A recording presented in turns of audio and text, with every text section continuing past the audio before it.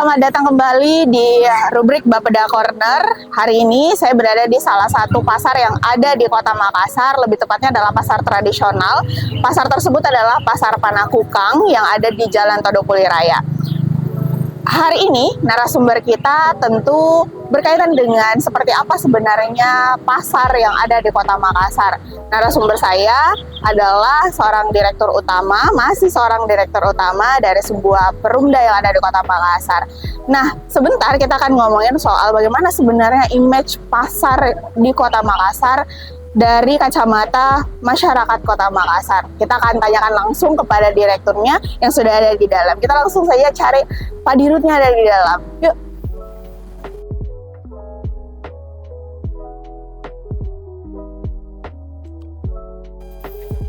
Ya, jadi saat ini saya berada di, tampaknya sepertinya bagian depan pasar adalah tempat penjualan fashion ya, baju-baju anak, baju-baju orang dewasa, dan juga ada beberapa daster yang biasanya banyak kita temukan di pasar. Nah, ini saya sudah bersama dengan Kakak Dirut. Ya. Assalamualaikum Kak. Waalaikumsalam. Ini Kak Iksan Abdu selaku Direktur Utama dari PD Pasar Makassar Raya ya Kak ya.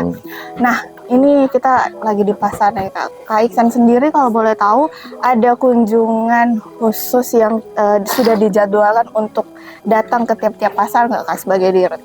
Ya, jadi termasuk sebenarnya saya ke Pasar Panakukang ini untuk menyaksikan langsung program digitalisasi yang kita sudah rencanakan.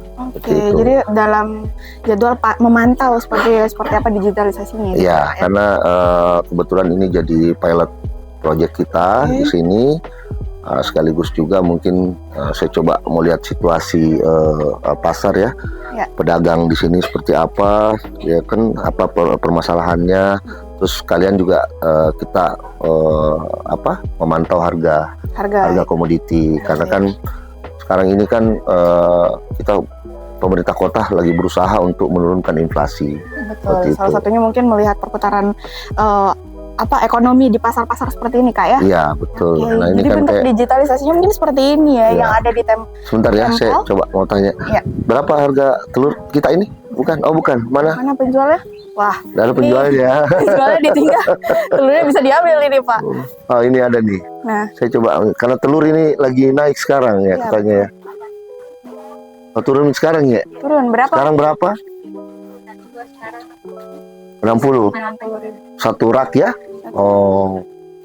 Waktu terakhir saya sama Pak Menteri waktu di Pasar Terang itu masih 50. Ini makanya ini naik banget ini, makanya kita lagi bekerja sama perdagangan untuk gimana bisa tekan lagi inflasi supaya lebih murah lagi, karena telur sebenarnya salah satu komoditi yang sangat-sangat menjadi kebutuhan dasar ya untuk ibu-ibu rumah tangga. Artinya hampir semua sekarang bahan makanan itu kan dari telur. Iya, ada telur ya.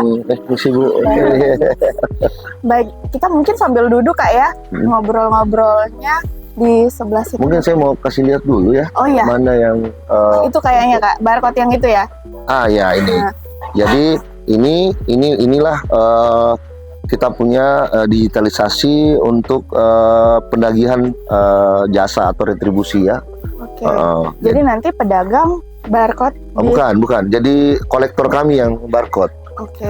Jadi otomatis datanya pedagang ini terinput di kantor pusat, bahwa pedagang ini retribusinya atau jasanya itu hari ini dia bayar atau tidak. Sudah dibayar atau tidak. Jadi kalau sudah di barcode, pedagangnya wajib untuk membayar. Ya. Otomatis akan ada laporannya. Kalau misalnya memang dia tidak membayar, tetap di barcode, nanti laporan kolektor bahwa ini misalnya dia tutup atau belum bayar atau gimana gitu. Jadi pantauan sehari-harinya, kondisinya apakah sudah dibayar atau misalnya tutup, misalnya betul. Ada kendala-kendala lain. Jadi inilah optimalisasi kita untuk mengurangi kebocoran-kebocoran. Nah, ya tujuannya kan meningkatkan PAD ini. Betul kan? Kalau perusahaan itu pasti tentu harus ada target khusus, dan gimana caranya supaya target itu memenuhi dan betul. Ada banyak setoran itu pemerintah kota, kita juga bisa menikmati sama-sama ya. Betul.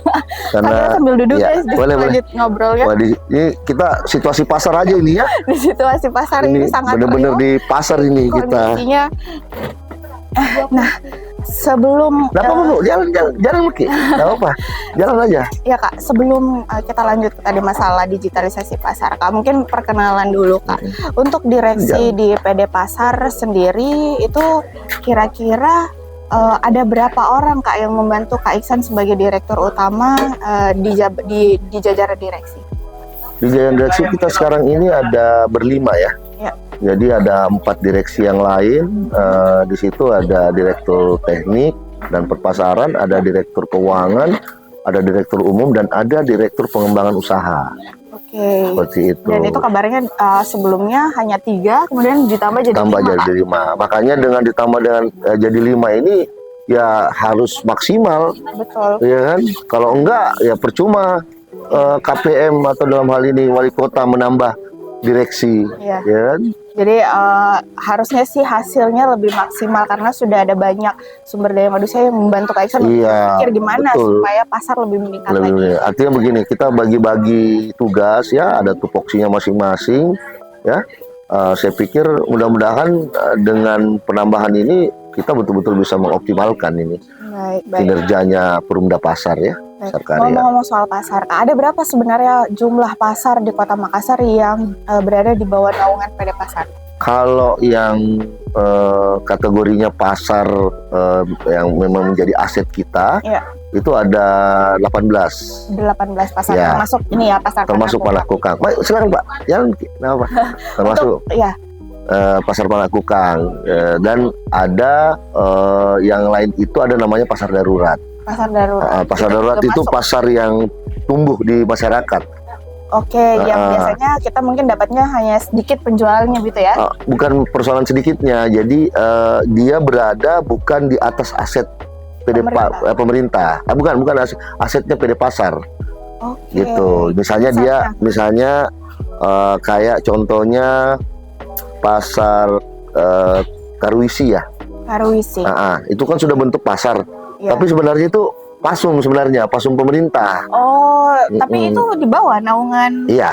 Pengelolaannya maksudnya gini, karena dia tumbuh menjadi pasar ya, ada pedagang yang berjualan, makanya masuk dalam wilayah pengelolaan kita. Oke, ada 18 pasar. Ya. Kemudian yang jadi wilayah di bawah wewenang dari PD Pasar ini sendiri.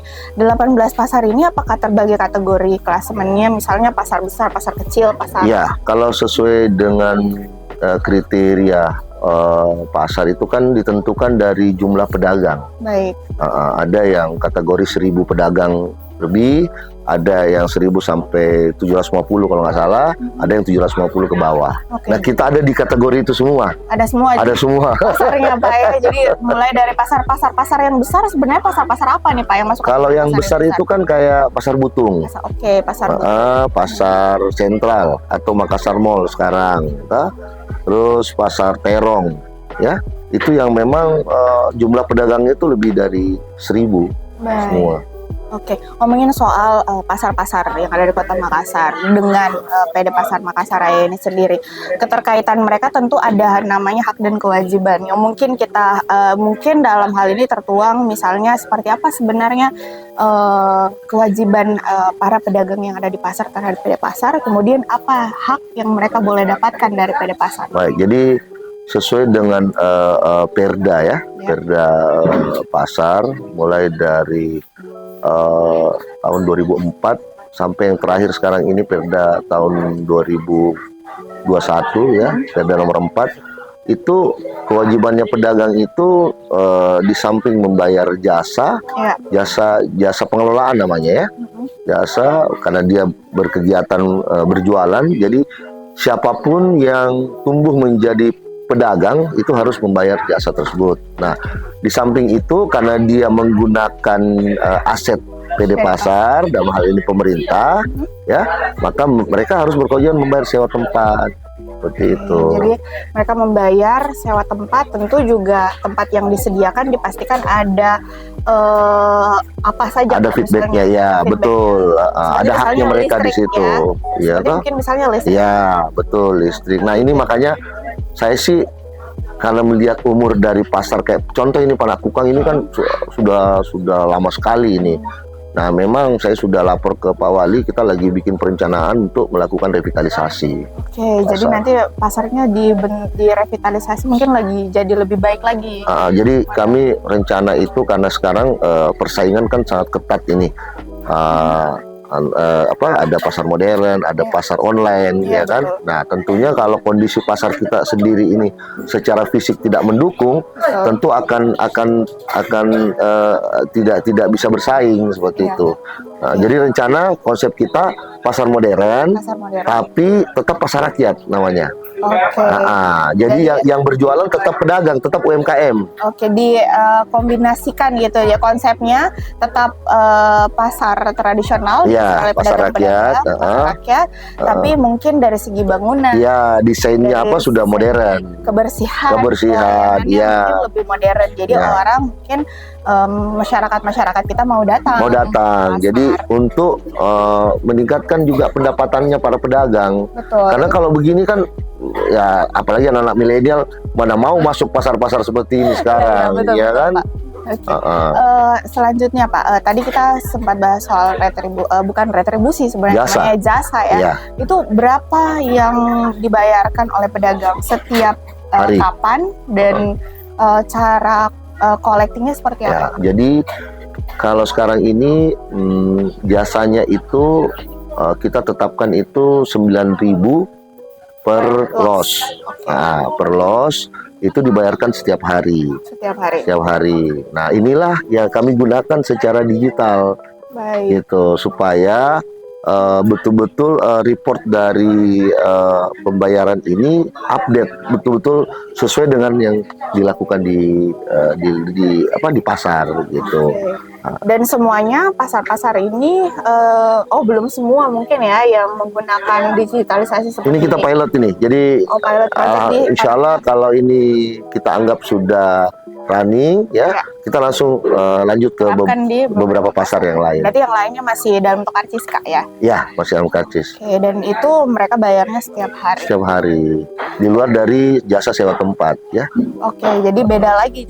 Jasanya dibayar per bulan.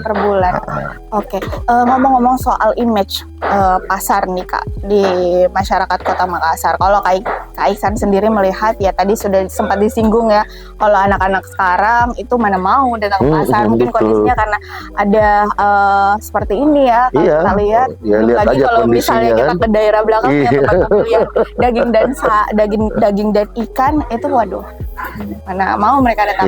Kak Ihsan sendiri melihat gimana Kak, sebagai direktur, selain daripada digitalisasi yang mungkin sangat perlu dilakukan, itu apalagi sebenarnya tahapan yang perlu dilakukan, dan mungkin kita tentu tidak lepas dari keterlibatan masyarakat itu sendiri ya. Iya, betul. Seperti apa sebenarnya Kak modelnya supaya image pasar tradisional ini tetap ada di tengah-tengah masyarakat? Ya, jadi begini. Satu yang tidak bisa didapatkan oleh pasar modern dan pasar online adalah silaturahmi. Nah, ya betul. Kita ketemu di pasar ya. Mana ada orang misalnya ke pasar modern yang ada orang janjian ketemu di situ apa segala macam, atau tiba-tiba ketemu ya. Tapi kalau di pasar kan dari dulu kan orang datang tiba-tiba ketemu, ngobrol apa segala macam. Nah, silaturahmi itu yang tidak didapatkan. Nah, ini yang perlu kita giatkan, bahwa tetap pasar rakyat ini tetap dibutuhkan, ya kan? Pertama untuk menunjang UMKM, ya kan? Karena di pasar inilah kita bisa mensejahterakan masyarakat, dalam hal ini pedagang-pedagang UMKM. Kalau pasar modern kan kadang-kadang yang pemiliknya kan cuma satu. Betul. Ya kan? Tapi mereka punya banyak lokal. Mereka punya banyak tempat. Nah, kalau ini kan tempatnya banyak, pedagangnya banyak gitu loh, ya kan? Oke, jadi memang ada sebuah tradisi yang perlu kita jaga. Iya, kearifan lokal kalau menurut saya. Iya, ya kan? kearifan lokal yang perlu kita jaga, bahwa kita itu kalau di pasar ketemu, kadang meskipun kita berdekatan rumah, tapi ternyata belum tentu dia ketemu tetangga kan, tiba-tiba ketemu di pasar. Atau bisa saja terjadi sesuatu opportunity pada saat misalnya dia ketemu ada bisnis yang bisa berlangsung. Kan itu biasa terjadi di pasar Kak ya. Baik, Kak Ihsan, ini kita mungkin sebaiknya pindah lokasi Kak, karena kita akan ngomongin mungkin lebih banyak lagi terkait dengan perusahaan PD Pasar. Jadi sebaiknya mungkin kita pindah ke kantor nih.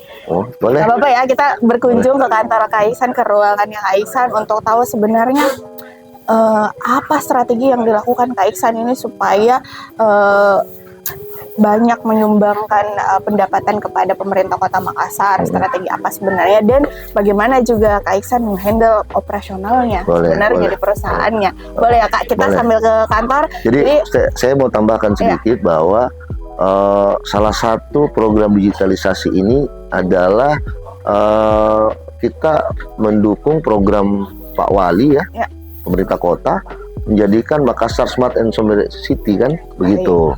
Nah, dan menuju Makassar Metaverse. Ini. Nah, makanya yang kita lakukan sekarang ini, di samping digitalisasi untuk sistem penagihan, tentunya kita sudah merapikan, kita punya big data nanti. Ya, jadi dari barcode ini nanti kita punya big data. Jelas bahwa pedagang yang loss ini, pedagangnya ini, statusnya ini, begini ya kan, tinggalnya di mana. Jadi kita sudah punya data valid terhadap jumlah pedagang, data pedagang kita yang ada di Makassar. Baik, itu sebenarnya salah satu hal yang sangat penting untuk membangun sebuah Makassar menuju Metaverse. Karena Metaverse itu yang dibutuhkan itu adalah big datanya. Betul. Begitu. Alangkah bagusnya ke depan ini ya, kita future ya, kita menghayal ceritanya ya. Bisa saja nanti orang belanja di pasar tapi tidak perlu ke pasar lagi. Wah. Kan begitu, tapi silaturahmi tetap bisa jalan. Wah, saya membayangkan bagaimana. Ya, kan? Baik, Kak Ihsan, kita lanjut di kantor ya Kak. Kita menuju ke kantor dulu ya Kak.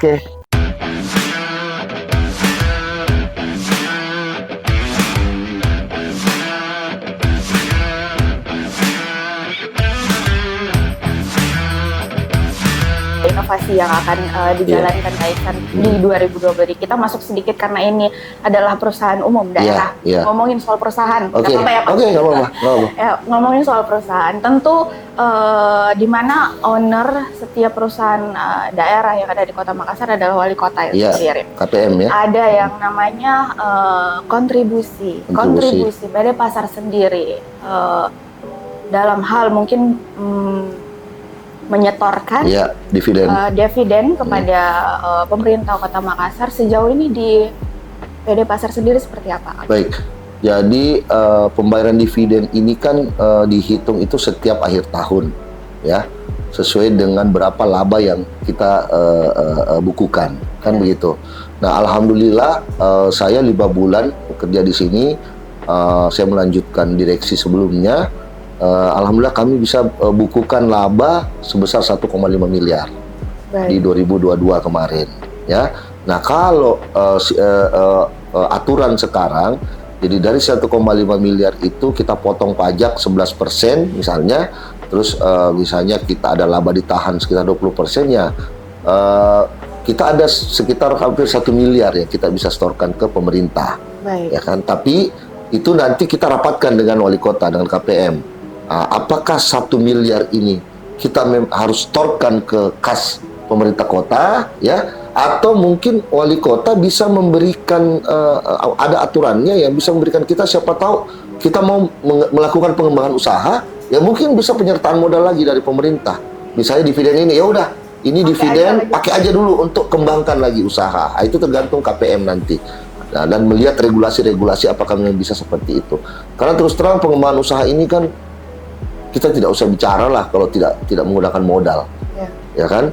Contohnya sekarang kita sudah bentuk ada namanya Baruga Pasar. Yang saya bilang tadi, Baruga Pasar ini tugasnya mencari bukan mencari investor, mencari prinsipal dalam hal ini vendor-vendor, misalnya kayak produk gula, beras, ya, telur atau apalah segala macam yang dalam bentuk komoditi. Nah, ini nanti rencana kita yang beli. Kita beli kemudian kita pasarkan minimal ke pedagang kita, ya kan? Ini sudah berlangsung ini Baruga Pasarnya namanya Baruga jalan, Pasar. Kak. Sudah jalan. Baik. Kemudian tadi ada bocoran sedikit kita di belakang kamera ngomongin soal bagaimana kondisi perusahaan. Soalnya kayak kita ngomongin masalah internalnya. Internalnya, oke. Karyawan di PD Pasar ada banyak ternyata, Kak. Nanti ada tugasnya masing-masing, Kak. Jagain pasar, ada 18 pasar loh yang harus dijagai. Dan kemudian ada bukan retribusi, namanya iuran atau jasa yang kemudian harus dibayar. Pemasukan ini apakah menutupi pengeluaran perusahaan? Oke. Jadi alhamdulillah kalau kita bicara menutupi ya, tahun 2022 dengan kita membukukan laba 1,5 miliar berarti kan lebih dari biaya kita, ya kan? Lebih. Nah, sekarang ini rencananya memang untuk di 2023 ini kita menargetkan 2 kali lipat ini. Wow. Bagaimana ini ceritanya nanti ya, kita lihat semua. 2 kali lipat. Jadi kami di RKP ini sekarang ini kita rencana mudah-mudahan mendapatkan target laba itu sampai 2,5 miliar. Ya, jadi tambah 1 miliar dari sebelumnya, ya kan? Dan insya Allah kami percaya diri untuk itu, ya kan? Kami percaya diri. Cuman memang kita sudah perhitungkan di 1-2 bulan kemarin, memang kita sempat mengalami penurunan pendapatan, ya. Dan ini memang sebenarnya kita sudah perhitungkan kalau ada hal-hal force major yang seperti ini, ya. Contohnya kami mengalami penurunan itu karena pasar sentral terbakar, ya. Pasar sentral terbakar ini lumayan pemasukan kita. Kita ini kan berharap dari jasa harian yang tadi saya katakan 900 loss, ya. Kita nggak usah bicara tinggi-tinggi deh, 5.000 aja deh. 5.000 jasanya satu loss, kali 9.000 berarti kan 4.500.000 per hari. Berarti kalau kita kali 1 bulan kurang lebih 100 juta kita loss, ya kan? Pasar sentral itu baru satu pasar. Baru 1 pasar. Iya. Terus yang saya katakan tadi, kita ada revitalisasi 2 pasar, ya. Revitalisasi 2 pasar ini berarti kan kita merelokasi pedagang, ya. Dengan kita merelokasi ada proses di situ, ya. Di situ ada proses, maka ada kegiatan yang vakum pada saat kita proses relokasi ini. Mereka tidak berdagang. Nah, mereka tidak berdagang, mereka tidak bayar retribusi. Iya, 2 pasar loh, ya, 2 pasar. Terus ditambah lagi ada Kisru Pasar Butung, ya. Kisru Pasar Butung ini sangat mengganggu kemarin kami, ya kan, dengan adanya keributan di internal pengelola, ya. Karena kan Pasar Butung itu kan pasar yang kita kerjasamakan, seperti itu. Nah, terus kondisi cuaca yang ekstrim di bulan 1 kemarin itu sangat mengganggu, betul-betul mengganggu. Karena begitu cuaca ekstrim, pedagang tidak ada yang mau berjualan. Iya, pasar tutup. Pasar tutup. Iya, aduh, kita juga yang ibu-ibu rumah tangga tidak bisa nih. Betul, seperti itu. Jadi kami tidak artinya kami tetap percaya diri, artinya kami akan optimalkan pendapatan kita ini untuk mencapai target yang kita sudah laporkan ke KPM kemarin. Sudah dijanjikan ke pemerintah. Dipenuhi. Insya Allah. Terakhir, Kak Ivan, ini sebagai penutup, mungkin harapannya kepada karena penonton kita ini tentu ada yang statusnya sebagai yang sering datang ke pasar, atau mungkin pedagang-pedagang tak juga yang ada di pasar-pasar. Ada yang mungkin mau kita sampaikan dalam hal mendukung agar supaya apa yang menjadi tujuan ataupun juga menjadi target dari PD Pasar untuk masyarakat Makassar lebih baik itu seperti apa? Baik. Silakan, Kak. Jadi terima kasih, ya, atas kesempatan ini, ya. Saya pikir ini juga salah satu tempat untuk saya mempromosikan, memberikan informasi kepada ke publik, ke masyarakat, ya, utamanya pedagang kami yang ada. Jadi yang kami harapkan itu adalah utamanya pedagang, ya. Kami harapkan pedagang ini supaya kita bisa mempromosikan pedagang tersebut, ya kan, seperti itu. Nah, khususnya untuk masyarakat Makassar, ya tidak ada kata lain, ya. Saya cuma berharap bahwa ayo kita ramaikan kembali dulu pasar, karena dengan kita ramaikan kesian maka banyak orang yang kita hidupkan, ya kan, banyak orang yang kita hidupi. kalau kita datang ke pasar untuk kembali berbelanja, utamanya pasar-pasar komoditi, ya kan? Kita dengan berbelanja ke pasar juga kita mengikut mensupport juga program pemerintah, kan seperti itu, ya kan? Ini kan UMKM apa segala macam perlu kita kasih naik ininya statusnya, ya kan? Kurang lebih seperti itu, ya kan? Dan insya Allah saya janji mudah-mudahan di masa saya ini saya bisa bangun semua pasar saya. Amin. Itu, insya Allah. 18 pasar. Tanggung jawab dari Kaisang, 18 pasar ini kemudian bagaimana supaya masyarakat tidak ada lagi yang bilang tidak mau deh datang ke pasar ini karena kotor dan segala macam. Itu tidak ada lagi stigma di masyarakat seperti itu. Betul. Kita doakan semoga hal tersebut bisa terlaksana dengan baik. Mudah-mudahan. Dan nantinya tentu perlu juga kolaborasi kesadaran juga masyarakat Kota Makassar, begitu juga dengan pedagang-pedagang untuk bekerja sama dengan PD Pasar agar terwujud pasar tradisional yang nyaman untuk semua warga Kota Makassar. Terima kasih banyak Kak sudah untuk ngobrol bersama kita di sini di Bapeda Corner. Nantikan episode-episode berikutnya bersama narasumber saya, dan saya pamit. Wassalamualaikum warahmatullahi wabarakatuh.